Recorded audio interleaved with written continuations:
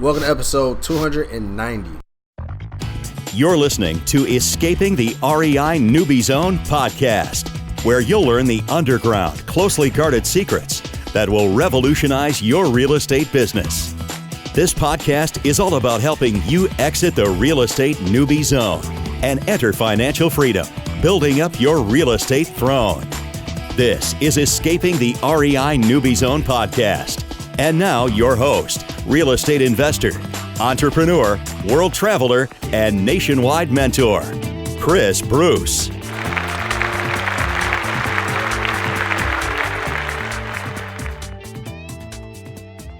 All right, we are back for another episode. Oh man, this is going to be a great one. If you're listening to this right now on the day we released it, I am currently in Colombia. All right, I'm enjoying the country.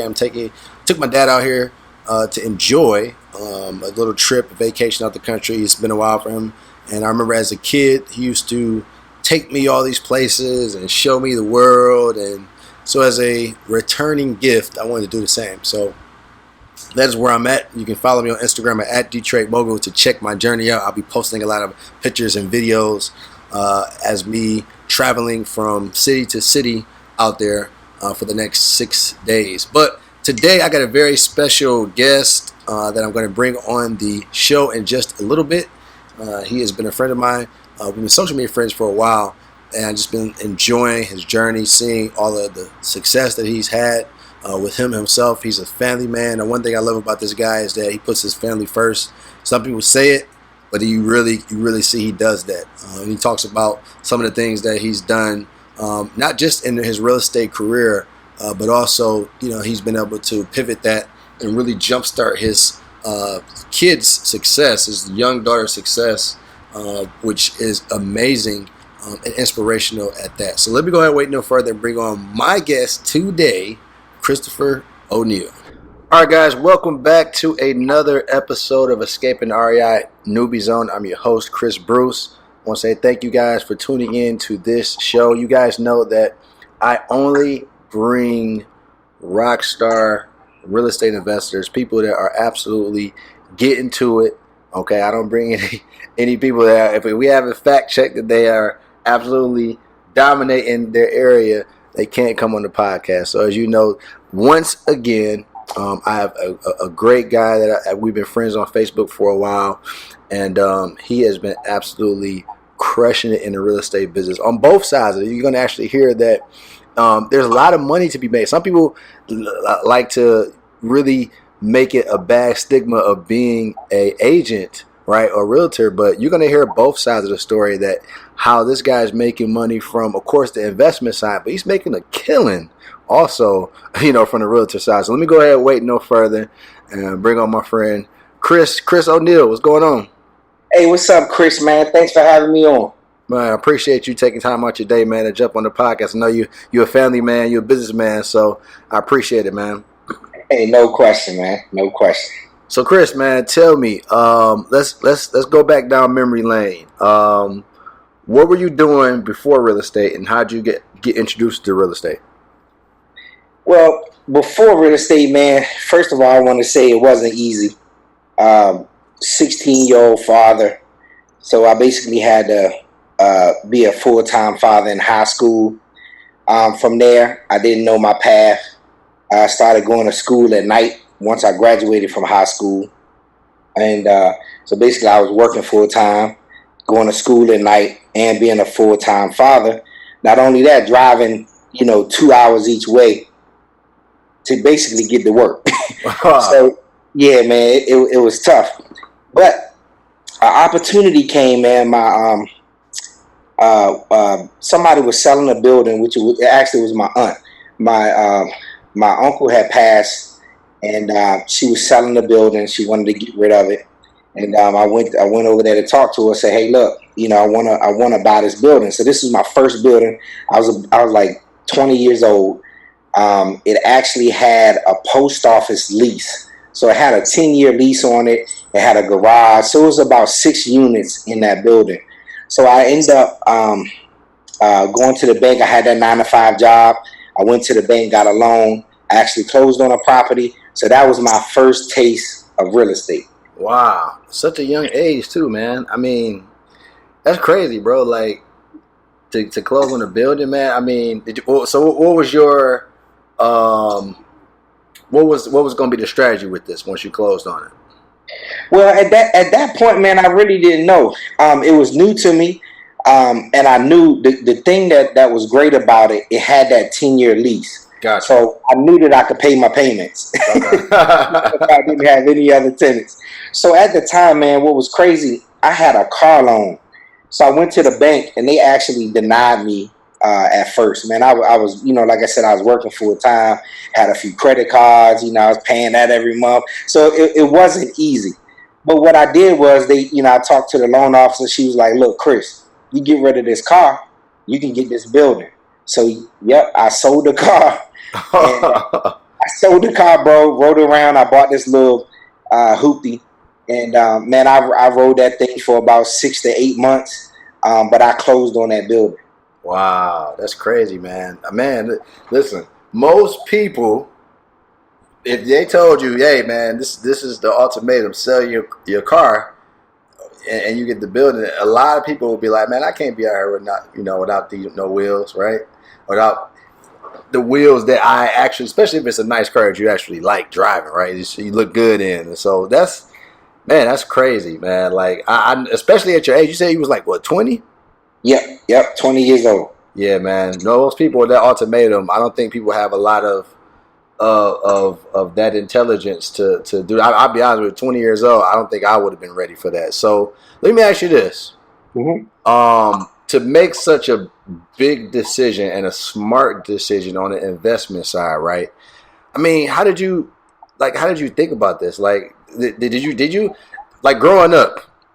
Did you have like your father and mother that were successful, or did you have any mentors or something? Because again, at 20 years old, man, that time most people chasing women and doing all other stuff. It's hard for some people at that age to make a decision and say, "Hey, listen, I'm gonna give up this right now for the long term or something that's going to benefit me, in the long run."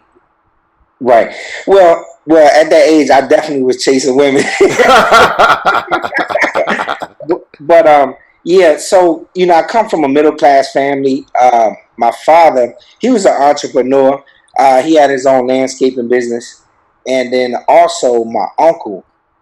So my uncle that actually passed away, he was into everything. I spent a lot of time with him.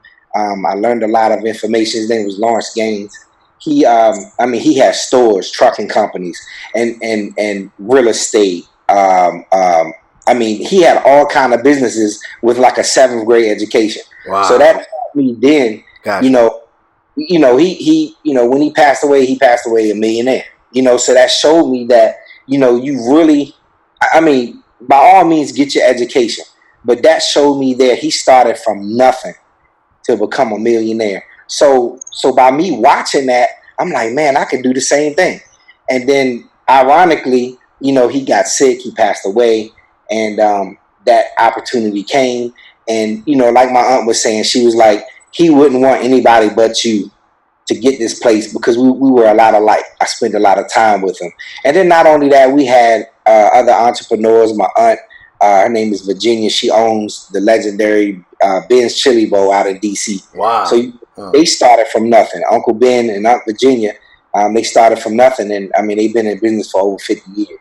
Wow, that's crazy, man. But that's inspiring, man. That's the good thing that, now that we are in that position, right, that we can teach our kids the same, because it's unfortunately there's a lot of people in the African American Latino community that just don't get that same experience growing up, and not being able to see that sometimes it sometimes obviously it's not good, and then sometimes it is good because at sometimes when you do come from nothing and you haven't saw anything, it's very hard to see that you can do something, but then also maybe you do run to somebody and then it also propels you to want more. But that's dope, man. That's dope. I love that.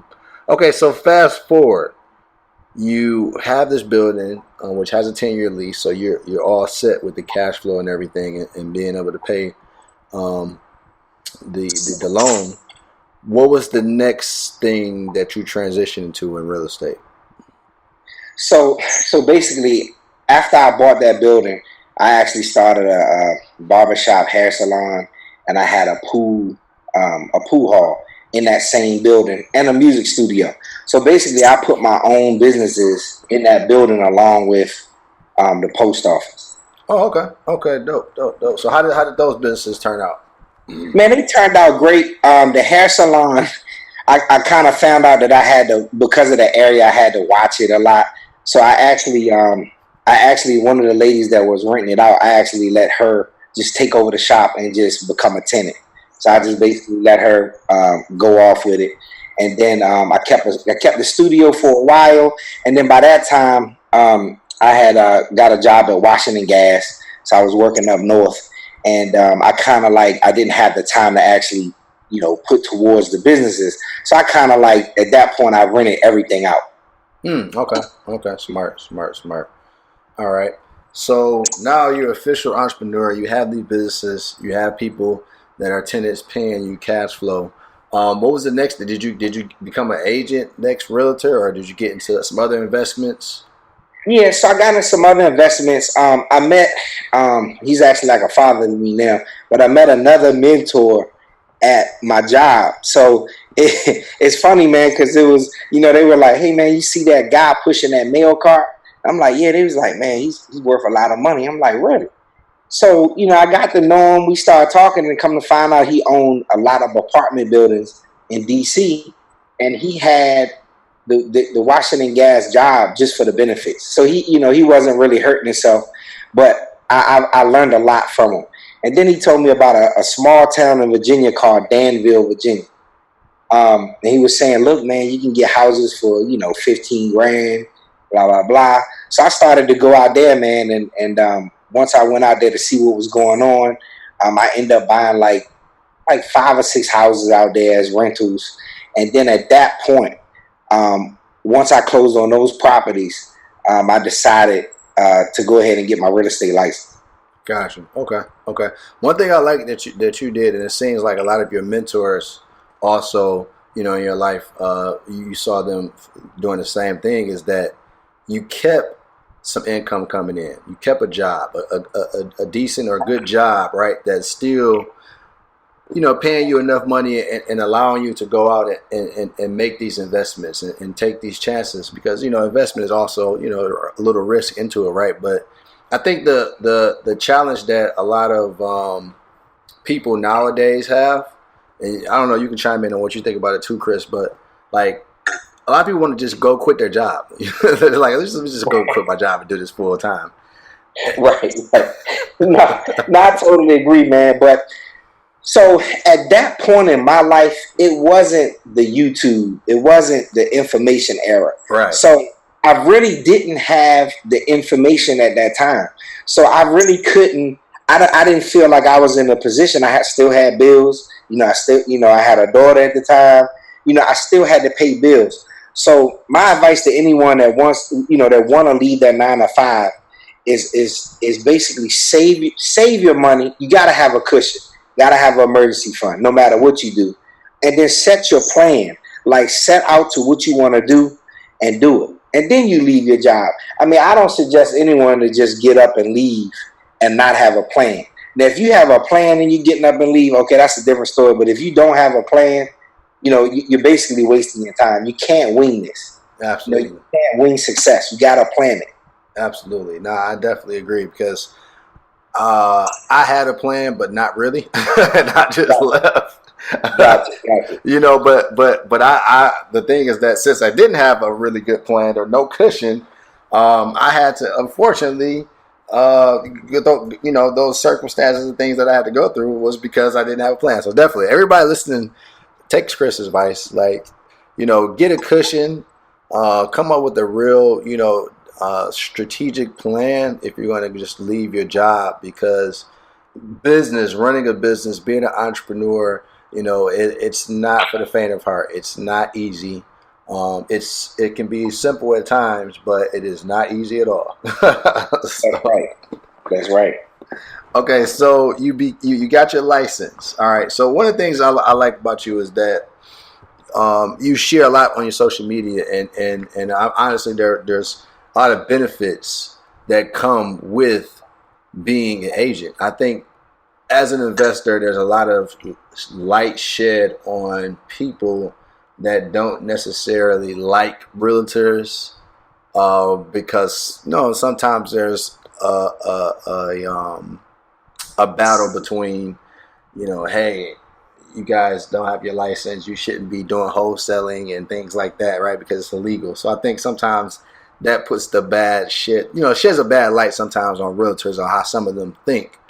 But you're the total opposite. Right. So as an agent, what are some of the things that you have benefit from, over the years, and what are some of the things that are you still currently, a agent and using your license? Yes. Yep. I'm currently an agent. I love it, man. Basically, I took the agent and built my brand not only as a real estate agent but as a real estate investor. And I know a lot of people say, "Hey, you don't want to be an agent while you're an investor." I totally disagree. I think that you can be an agent and an investor as well. I mean, I'm doing it, and the most important thing is that you can kind of have both of your hats on. So you might have a client that wants to sell a property that's already fixed, and they want the top of the market. Okay, well that's a listing. So you have your realtor hat on. Then you may have that client to say, "Hey, hey Chris, I know you buy houses. I just inherited this house. It needs tons of work, and I just don't know what to do." Well, I'll give them an option. Look, well, you can put this amount of money in it, and let's list it to the open market, or I'll give you a cash offer today. And it really helps. It has helped me as an investor by being a realtor. Got you. Okay, yeah, absolutely. So let's talk about what were some of the things that you did early on to really get your name out there and build your brand. So when I first started, I was doing party promotion on the side in my local market, and man, we would have we would throw an event and have a DJ, and we would have 1,000 people at a spot. So basically, over time, I built the email list and basically used the party promoting industry to promote my real estate brand. So once I started kind of like weaning out the party promotions and things like that, that's when I really shot my brand forward as, hey, I'm Chris O'Neal. I'm the real estate king. I'm the realtor. I'll buy your house. Whatever in real estate, any real estate need, give me a call, and I'm here to help. So I basically took from the parties that I was doing part time to kind of go into the real estate industry. Gotcha. That's smart. Smart. Yeah, I actually, I was telling one of the guys, one of my guys that bought one of my courses, I was explaining to him, he's like a model, and he has a huge brand online, and he's in real estate now after he bought my course. And I was telling him, hey man, listen, you got that much audience, leverage that. Let them know that you're not just a model, right? You can, and you're an investor, you're looking to buy houses. I said, because all them people, man, that you got, they got eyeballs on you. That I'm pretty 100% sure one or two people, if just that, can bring you your next deal. Yeah, man. Hey, look, you gotta tap into what you have going on. Whether it's whatever you have going on, tap into it and spin it towards. Hey, I'm the new real estate person. I can help you out. Let me help you. Absolutely. Okay, so you are agent, of course. You have some buildings and things like that you invest in. Did you ever get into wholesaling? Yep, I still currently wholesale at times. So in all, I'm a realtor. I have a lot of buy and holds. I have a lot of rentals. I really, in the last, I would say 3 years, really pumped my flip game up. So we're doing a lot of flips, and now I'm doing new builds. So I kind of touch into every aspect of real estate. Gotcha. That's perfect. Smart too, because that way you can really almost take down any type of any opportunity. You can damn near figure out a way that you can possibly do the deal. So No question. No question. nah, that's dope. That's dope. Okay, so what are you doing right now? Like for like lead generation, are you? Is there any special things you're doing? Or are you just doing word of mouth with your brand out there? Yeah, so lead generation, man. Basically, I'm just doing free marketing. Okay. Facebook, Instagram. So, like things like when I have a closing, you'll see me on there with my clients taking a picture. A lot of client reviews, a lot of client testimonials. Yeah, you do got a lot. Right? People just want to know. People want to know, who have you helped? Can you really help me? And if they feel comfortable with you, so people need to know you as a person. So not only a businessman, but they need to know, number one, can I work with this person? Can I trust them? Right. So you have to build trust in the community, and my name is everything. Like, I've really marketed and kind of branded myself in my area, so people know when they have a real estate question to call me. So it's like a combination of everything. So not only that, I'm an author of my book in 2015, Done Deal, What They Never Told You About Money. So with that book, I wanted to teach people about, hey, how to save, how to invest, how to use the IRA as income, a retirement income. And that's one of the products that I use for marketing. So not only does it market, not only is it a good marketing piece, this is the best business card you can give somebody. Yeah, absolutely. I agree 100%. Yeah, because once you put yourself out there as an author, you're in a whole different bracket at that point. Right, that's correct. There's not many people that write a book or have wrote a book at all, right? So that automatically puts you up in the top bracket. I also see, man, you also I think I saw the other day you have a branded vehicle, a truck was wrapped. Yep. I have wrapped vehicles. So basically, it has my my realtor aspect. Hey, list with me. I help you buy. And then I also have the We Buy Houses. So I basically co-brand everything what I'm doing with like my wrap vehicles. I have a wrap Hummer, I have a wrap box truck, I have billboards. So I do a lot of guerrilla marketing. Gotcha. Okay. Yeah, because I remember when I had my Hummer wrapped that I won from Freedom Soft, man. The thing about it is that everybody sees you. Everybody sees you. Hey, look, good or bad, Right. I get some calls that I get a funny call, a funny number, and I'm thinking as a client, and it's somebody telling me to stop texting at the light. So I get it. When you're driving those vehicles, you have to do what you're supposed to be doing. Right. Nah, absolutely, man. I had to get rid of mine because people was being some creeps, man. People was, I saw you at Bank of America yesterday at the ATM. I'm like, whoa. That's right. Good question. Nah, but it definitely works, man. It definitely works for branding purposes. I mean, especially if you're pulling up to a property, man, to buy one. I mean, that they'll know you. The seller will definitely know you serious. You pull up in something like that.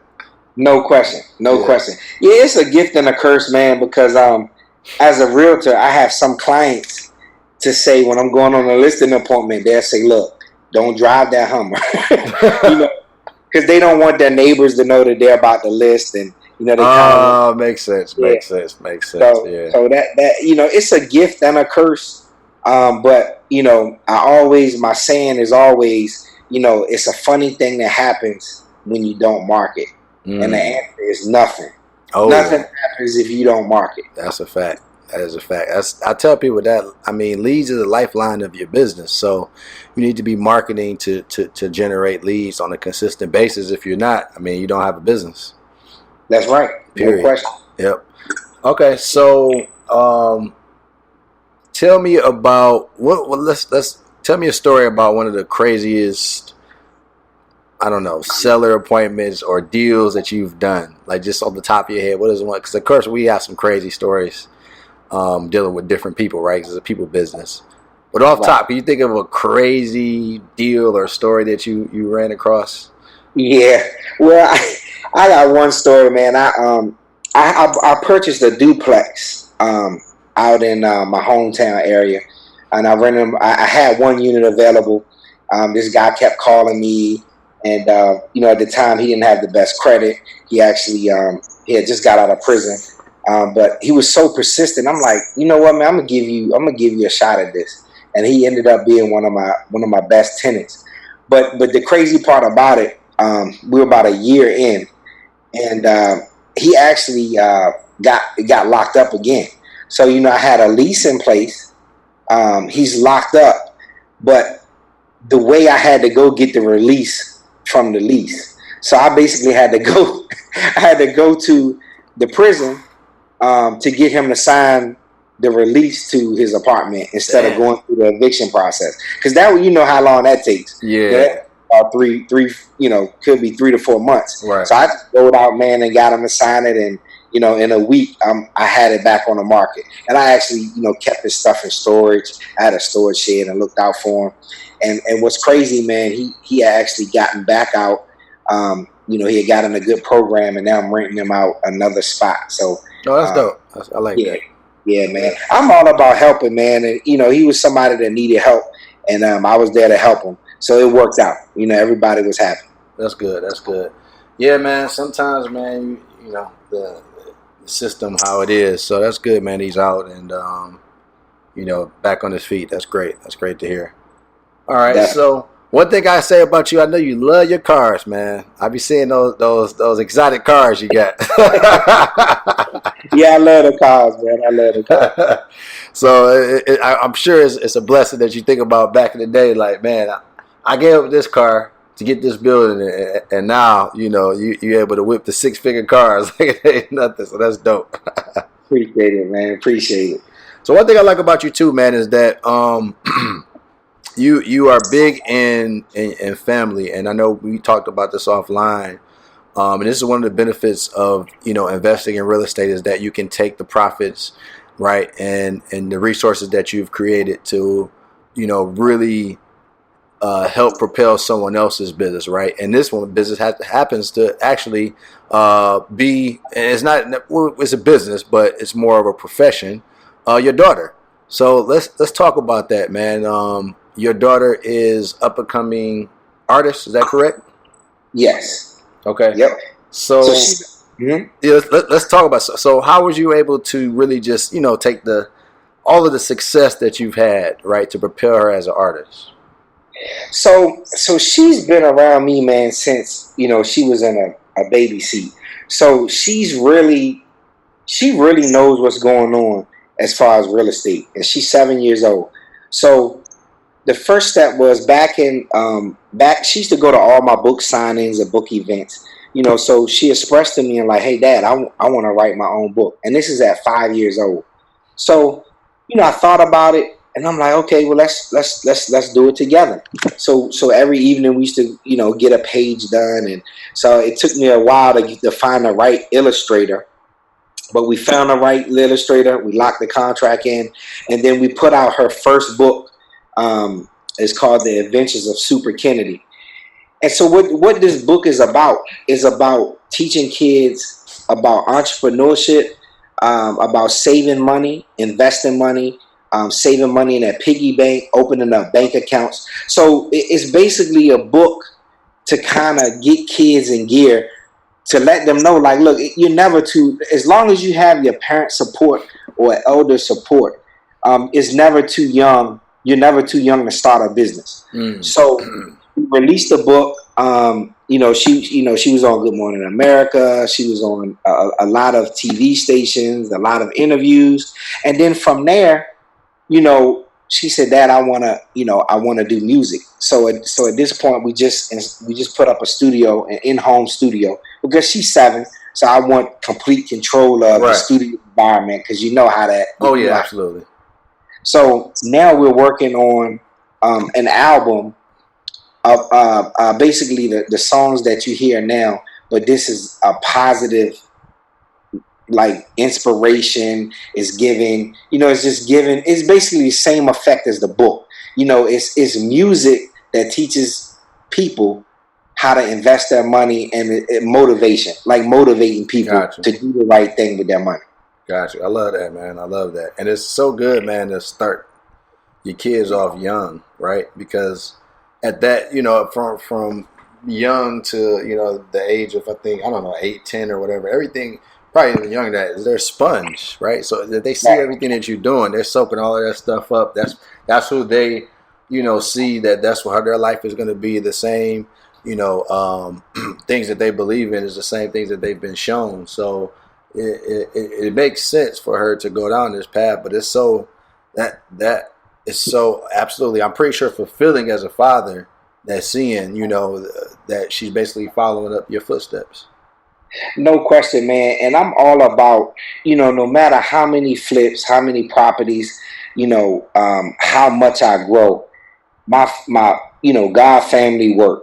Like, I mean, that's my steps, man. So, my family is very important to me, and I'm going to make sure that they're set up for success. Because a lot of people, man, when we put out that book, I don't, and it's funny. So everybody, just be prepared for haters. If you don't have a hater, you're not doing something right. Absolutely. When we put out this book, man, people hate it on a 5-year-old. There's no way she can write this book.